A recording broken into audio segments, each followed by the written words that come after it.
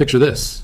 You wake up tomorrow and a single wire transfer lands in your account for $4 billion. Your phone won't stop buzzing. Relatives you haven't spoken to in a decade suddenly remember your birthday. And your very first thought, the one almost every ordinary person would have, is simple. Put it in the bank. It feels safe. It feels final. It feels like the problem is solved forever. But here's the strange part. Almost no billionaire on earth actually does that. And once you understand why, you'll never look at a bank account the same way again. Meet Daniel, a fictional software founder from Austin, Texas, who just sold his company for $4.2 billion. The deal closes on a Friday afternoon, and by Monday morning, the entire sum is sitting in his personal checking account at one of the largest banks in the country. For about 72 hours, Daniel feels invincible. Then he gets a call from a wealth advisor his lawyer insisted he hire, and that call changes everything he thought he knew about money. The advisor asks him one question that stops him cold. Do you know how much of that $4 billion is actually protected if this bank fails tomorrow? Daniel doesn't know the answer, and neither do most people. The truth is that in the United States, the Federal Deposit Insurance Corporation, or FDIC, only guarantees up to $250,000 per depositor, per bank, per ownership category. That number hasn't moved since 2008. It means that out of Daniel's $4.2 billion, roughly $250,000 is federally guaranteed, and the remaining $3.999 billion is technically just an unsecured claim against the bank if something goes wrong. That's not a rounding error. That's almost the entire fortune sitting on a technicality. Now, Daniel might think this is a paranoid, hypothetical fear, the kind of thing advisors say just to sound smart. But it isn't hypothetical at all. In March of 2023, Silicon Valley Bank, one of the most important banks in the entire technology industry, collapsed in less than 48 hours. It was the second largest bank failure in American history at the time. Nearly 90% of the deposits sitting inside that bank were uninsured, meaning they exceeded the $250,000 limit. Thousands of startups suddenly could not access payroll. Founders were terrified they would not be able to pay their employees the following week. The only reason nobody actually lost money is that the federal government took the extraordinary step of guaranteeing all deposits, insured or not, to stop the panic from spreading to other banks. But here's the part almost nobody talks about. Regulators were extremely clear that this was a one-time emergency intervention, not a new permanent policy. The government explicitly said future bank failures will default back to the standard $250,000 limit. In other words, the safety net that saved those uninsured depositors in 2023 might not be there next time. Billionaires and their advisors know this. It's precisely why concentrating a 9, 10, or 11-figure fortune inside a single bank account is considered one of the most reckless things a wealthy person can do, even though on the surface it feels like the safest possible choice. So Daniel's advisor lays out the next layer of the problem, one that has nothing to do with bank failures at all. It's called inflation, and it is silent, constant, and impossible to negotiate with. Even in a completely healthy, stable bank, cash sitting still is losing value every single year. If inflation runs at roughly 3% annually, and most standard savings or checking accounts pay close to nothing in interest, then the real inflation-adjusted value of that cash shrinks year after year, even though the number on the screen never goes down. $10,000 sitting in a low-yield account today might only be able to purchase what $9,700 could buy a year from now. Stretch that same math across $4 billion sitting untouched for a decade, and the erosion in real purchasing power isn't measured in thousands. It's measured in hundreds of millions. Financial experts sometimes describe zero-interest cash as a guaranteed way to lose money, not because anyone steals it, but because inflation quietly eats it while nobody's watching. The single idea that cash is a melting ice cube is probably the single biggest reason the ultra-wealthy refuse to let their fortunes sit idle. Money, to them, isn't a trophy to be displayed in a vault. It's a tool that either works or wastes away. So where does the money actually go? Daniel's advisor starts sketching out what a real billionaire portfolio typically looks like, and it's almost never what people imagine. Survey after survey of ultra-high net worth individuals, meaning people with more than $30 million in investable assets, shows that cash and cash equivalents usually make up a surprisingly small slice of the total picture, often somewhere in the range of 10 to 15%. And that's usually held for liquidity and opportunity, not for safety in the traditional sense. The bulk of real billionaire wealth is concentrated in ownership. Ownership of businesses, ownership of real estate, ownership of publicly traded companies, and ownership of private companies that don't even trade on a stock exchange. Take Warren Buffett as the most famous public example. For decades, the overwhelming majority of his personal net worth has been tied directly to shares of Berkshire Hathaway, the company he built, not to a savings account. Even now, with Berkshire sitting on an eye-watering cash pile that recently crossed nearly $400 billion, Buffett has repeatedly told shareholders that the great majority of the company's value remains in equities, in ownership of great businesses, and that this preference for owning things over holding cash will never change. That giant cash pile isn't a rejection of the philosophy, it's actually proof of it. Buffett only lets cash accumulate when he can't find a business worth owning at a fair price, and the moment he can, the cash gets converted right back into ownership. This is the mental shift that separates the way billionaires think from the way most people think. Ordinary financial advice tells regular families to build an emergency fund and let it sit. Billionaire-level thinking treats every idle dollar as an opportunity cost, a lost chance to own something that could compound in value. Daniel starts to understand that his $4 billion needs to be broken into very different buckets, each with its own job. The first bucket is liquidity, a relatively small slice kept in things that can be accessed almost instantly. Things like short-term treasury bills, money market funds, and specialized cash management accounts offered by brokerages rather than traditional banks.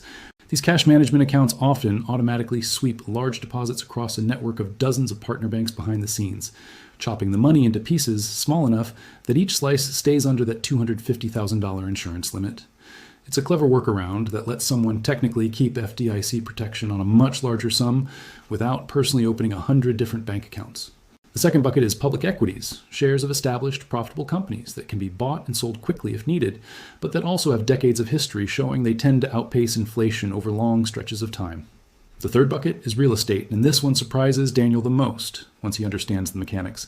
Wealthy investors don't just buy real estate because property values tend to rise. They buy it because of a stack of tax advantages that are almost impossible to replicate anywhere else, including depreciation deductions that can offset taxable income even while a property is generating rental cash flow and actually increasing in market value at the same time. It sounds almost contradictory. A building can be losing value on paper for tax purposes while its actual market price climbs every year. And that mismatch is legally one of the most powerful wealth building tools available to anyone who can access it. Commercial buildings, apartment complexes, warehouses, even farmland all fall into this category. And interest in farmland specifically has surged over the past few years as investors started treating agricultural land as a hedge against global food supply shocks, the same way earlier generations treated gold.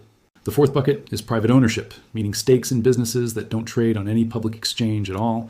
This includes private equity, venture capital investments in early-stage startups, and direct ownership stakes in operating companies. Family offices, which are essentially private wealth management firms built to serve a single ultra-wealthy family, often allocate somewhere around 40% or more of total assets into these kinds of alternative, less liquid investments, specifically because that illiquidity is rewarded with higher long-term returns, and because these families have decades-long time horizons that let them ignore short-term market noise almost entirely. The fifth bucket is what advisors sometimes call passion assets or real assets, and this is where things start to sound almost unbelievable to someone hearing it for the first time. Fine art, rare wine, classic cars, even sports memorabilia. These aren't just collectors' hobbies. They function as genuine diversification tools because their prices often move independently of the stock market entirely. When stocks crash, a rare painting doesn't necessarily crash with them. Some studies tracking contemporary art auction results over multi-decade periods have shown average annual returns that are competitive with, and in some stretches even ahead of, the broader stock market, all while behaving almost nothing like a traditional stock during downturns. Billionaires like David Geffen and Stephen Cohen have assembled private art collections worth well over $1 billion each, not purely out of love for the pieces, though that's real too, but because those collections function as a genuine, uncorrelated asset class sitting quietly on their books. Once Daniel sees this full picture laid out, the 5 buckets working together, he starts to understand why nobody keeps a fortune sitting in a checking account. It isn't about mistrust of banks. It's about the mathematics of growth versus decay. A dollar sitting still is a dollar losing a race it doesn't even know it's running. Now here comes the part of the conversation that genuinely surprises Daniel, because it's the piece almost nobody explains clearly, and it's become one of the most talked about and most misunderstood financial strategies among the ultra-wealthy. It's often nicknamed buy, borrow, die. The concept was originally developed by a law professor back in the 1990s to describe a completely legal pattern of behavior among wealthy households, and the pattern works in 3 connected steps. Step 1, buy. Wealthy individuals purchase appreciating assets, stocks, real estate, ownership in businesses, and simply hold onto them for years or even decades. Under current tax law, the growth in value of an asset you haven't sold isn't considered taxable income. Your portfolio can double or triple in value on paper, and you owe absolutely nothing to the government until the day you actually sell. Step 2, borrow. Here's where it gets clever. When Daniel eventually needs cash to buy a house, fund a new venture, or simply cover living expenses, he doesn't have to sell his appreciated shares and trigger a capital gains tax bill that could easily hit 15 or 20% of the gain. Instead, he can borrow against the value of those shares using something called a securities-backed line of credit. Major banks routinely lend somewhere between 70 and 90% of a portfolio's value, using the portfolio itself as collateral. Because borrowed money is legally debt, not income, it isn't taxed at all. Daniel gets the cash he needs, keeps every share of stock he owns working and compounding in the background, and pays only the interest on the loan, which is often far smaller than the capital gains tax he would have owed by selling. The market for these securities-backed loans has ballooned into well over $100 billion outstanding, and research consistently shows this type of lending is overwhelmingly concentrated among high net worth households, not the general public. Step 3, die. This is the part that sounds morbid but is actually the mathematical engine of the entire strategy. Under current tax rules, when someone passes away and leaves appreciated assets to their heirs, those assets receive what's called a stepped-up basis. In plain terms, the asset's value resets to its current market price on the date of death, and every single dollar of growth that happened during the original owner's lifetime is never taxed at all, not by the person who built the wealth, and not by the heir who inherits it. The heirs can then use a portion of the inherited assets to simply pay off whatever loans were outstanding, and the family keeps the rest, having legally avoided capital gains taxation on decades of appreciation entirely. This is not some obscure loophole exploited by a handful of shady operators. It's a well-documented, widely used pattern among America's wealthiest households, and some of the most famous billionaires in the world have publicly denied even using it, which itself has become a topic of intense debate among senators and policy researchers who argue the tax code should be reformed to close this exact gap. Interestingly, some deeper research into the actual tax filings of the ultra-rich complicates the popular narrative a bit. It turns out the very wealthiest households don't necessarily rely on aggressive borrowing as much as headlines suggest.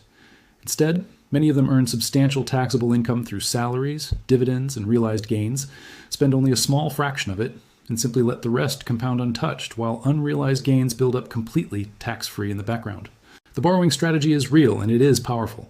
But for many billionaires, the simpler and even more effective move is just patience, letting ownership sit and grow for years without ever needing to touch it. Either path leads to the same outcome. Wealth grows largely outside the reach of annual taxation, which is fundamentally different from how income-earning employees are taxed, where every paycheck is taxed immediately and automatically before the money even reaches a bank account. There's also a version of this that plays out in plain sight, one that gets discussed constantly in financial media, even if the mechanics are rarely explained clearly. Take a founder whose fortune is tied up almost entirely in shares of the company he built. Suppose he needs $1 billion for a personal project, a new venture, or simply to fund an ambitious lifestyle. Selling $1 billion worth of stock outright would trigger a capital gains tax bill that could easily run into the hundreds of millions of dollars, and it would also mean permanently giving up ownership of shares that might keep climbing in value for years afterward.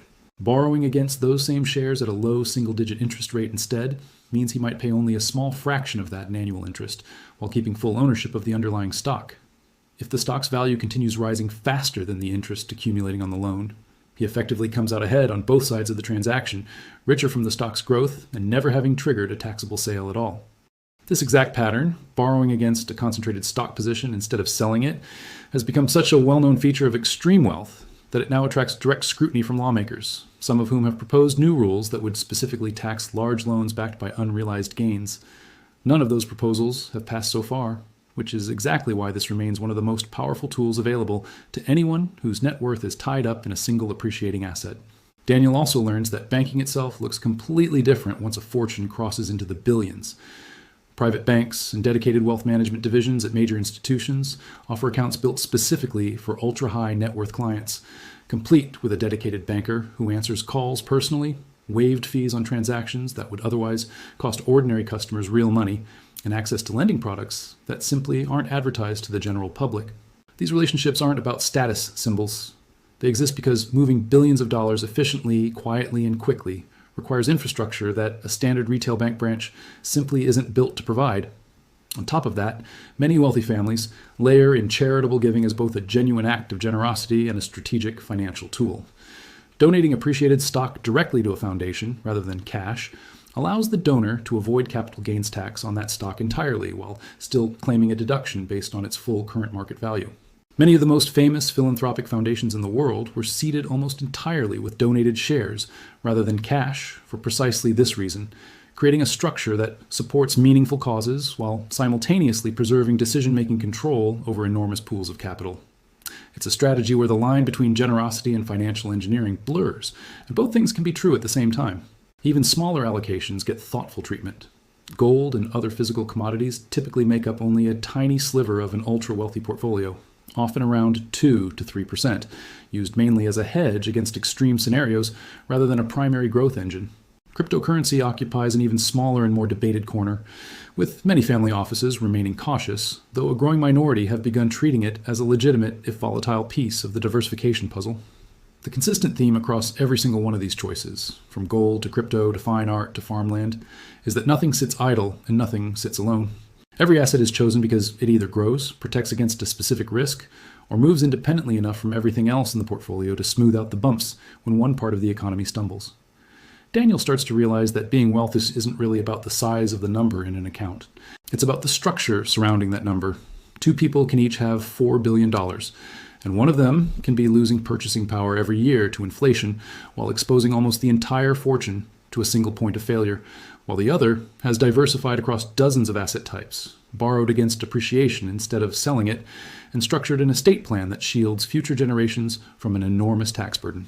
Same number, radically different outcomes. There's one more layer to this that deserves attention, because it explains why billionaires so rarely talk about their bank balances the way ordinary people talk about their savings accounts.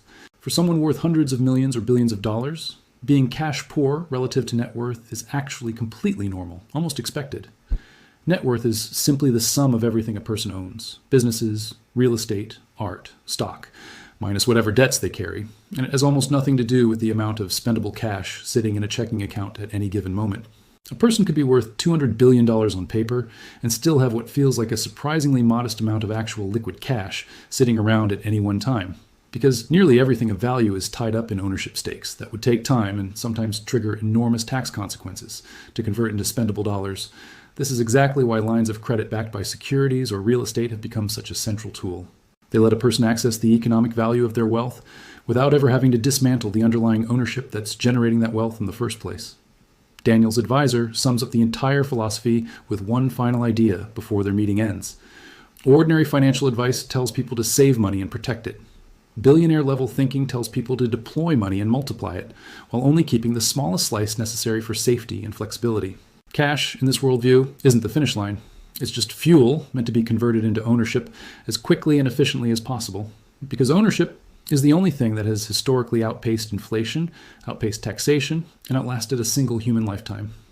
Over the following months, Daniel restructures almost everything. He keeps a modest cushion spread across insured cash management accounts for absolute liquidity and peace of mind. He builds a diversified portfolio of public stocks across multiple industries, so no single company's bad quarter can meaningfully dent his overall wealth. He acquires several commercial properties, partly for the steady rental income and partly for the depreciation benefits that reduce his taxable income every single year.